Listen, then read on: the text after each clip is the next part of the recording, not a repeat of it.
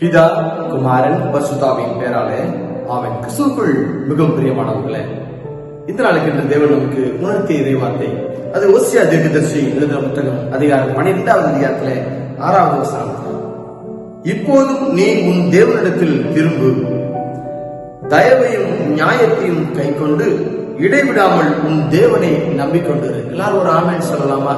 ஆமேன். ஆம், கிறிஸ்துவுக்குள் மிகவும் பிரியமானவர்களே, இடைவிடாமல் தேவனை நம்பிக்கொண்டிரு. நாம் யாரை நம்பிக்கொண்டிருக்கிறோம்? மனிதர்களையா? இல்ல உணவு பொருட்களையா? இல்லை என்று சொன்னா என்னுடைய ஆஸ்தியேவா? இல்லை என்று சொன்னா என்னுடைய அந்தஸ்தையா? நான் இருக்கக்கூடிய வேலையவா? நான் எதை நம்பிக்கொண்டிருக்கிறேன்? நான் ஆண்டவரை நம்பி இருக்கிறதுக்கே அழைக்கப்பட்டிருக்கிறேன். அப்ப நான் ஆண்டவரை முழு மனதோடு கூட நம்பிக்கொண்டிருக்கின்ற பொழுது, எப்பேற்பட்ட பிள்ளையாக நான் ஆண்டவரை நம்பிக்கொண்டிருக்க வேண்டும் என்று சொல்லி சொன்னால், தயவையும் அதாவது இரக்கத்தை கை கொண்ட பிள்ளைகளாகவும், அதே போல நீதியையும், நேர்மையாளனாக நன்மைகளை செய்கின்றவனாக நீதியை கடைபிடிக்கின்ற பிள்ளையாக நான் இருந்து கொண்டே நான் என் தேவனை நம்பிக்கொண்டிருக்க பட்சத்தில் நான் விடுதலையாக்கப்படுவேன். என் வேண்டுதல்கள் அனைத்தும் கேட்கப்படும். நான் கர்த்தருக்கு காத்துக் கொண்டிருக்கின்ற வேளையில அவரின் சத்தத்திற்கு அவர் செவி கொடுத்து என்னை வழிநடத்துகிற தேவனாய் இருப்பார்.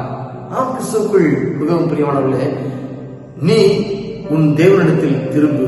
ஆம், நாம் மனம் திரும்புவதற்காக அழைக்கப்படுகிறோம்.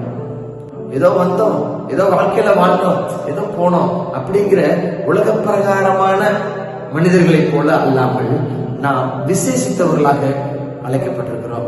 அநேக அடைக்கலான் குருவிகளை பார்க்கிலும் நீங்கள் விசேஷித்தவர்கள் அல்லவா என்று சொல்லி ஆண்டவர் நம்மை பிரித்தெடுத்து வைத்திருக்கிறார்.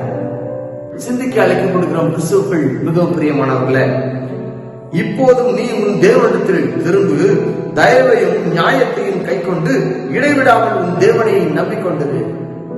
கர்த்தரிடத்தில் திரும்பலாமா? இது அனுகிரக காலம். நான் ஆண்டவரை நான் மறந்து போயிட்டேன், என் இஷ்டத்துக்கு நான் செயல்பட்டுட்டேன், ஆண்டவரை என்ன மன்னிங்க. நீ உன் கர்த்தரிடத்தில் திரும்பு, தயவையும் நியாயத்தையும் கை கொண்டு இடைவிடாமல் உன் தேவனை நம்பிக்கொண்டது. ஆம், கிறிஸ்துவுக்குள் மிகவும் பிரியமானவர்களே, என் தேவனை மட்டுமே நான் நம்புவேன். அவர் ஒருத்தர் எனக்கு போதும். அவர் என் வாழ்க்கையில வல்லமையான காரியங்களை செய்வார், என்னை அற்புத விதமாக வழிநடத்துவார் என்பதில் எந்த விதமான சந்தேகம் இல்லை.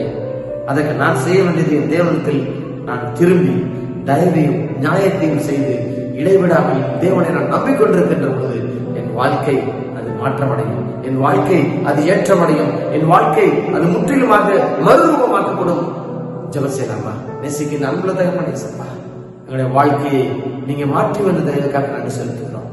ஏதோ உலகத்துல மற்ற மனிதர்களைப் போல நாங்கள் வாழ்ந்துவிட்டு சென்று விடாத, நீ தந்த வாழ்வை அது உமக்காக பயன்படுத்த அறுப்போ மிகுதி விளையாட்டுகளோ கொஞ்சம் அதை உணர்ந்த பிள்ளைகளாக நாங்கள் செயல்பட்டு இந்த உலகத்துல நாங்கள் நீதியையும் இரக்கத்தையும் ஆண்டவர் நாங்கள் செய்து உண்மை மட்டுமே நம்பிக்கொண்டிருக்கின்ற எங்களோட வாழ்க்கை மனம் திரும்பி ஆண்டவர் உம்மிடம் வந்து நாங்கள் இரக்கத்தையும் நியாயத்தையும் செய்து உமக்காக நாங்கள் காத்துக் கொண்டிருக்கின்ற பொழுது நாங்கள் விடுதலை அளிக்கப்படுவோம். ஆண்டவரே, ஆமாண்டவரே, வாழ்க்கையில மிகப்பெரிய மாற்றங்களை நீ செய்ய ஆயத்தமா இருக்கிறேன். அதை நாங்கள் உணர்ந்த பிள்ளையாக வாழ்க்கையை முழுவதுமாக உங்களிடம் ஒப்புக் கொடுத்து எங்களோட வாழ்க்கையில் நாங்கள் வெற்றி சிறந்த தேவன் உதவி செய்யும்படியாக முழுவதுமாக எங்களை தாழ்த்துக்கிறோம்.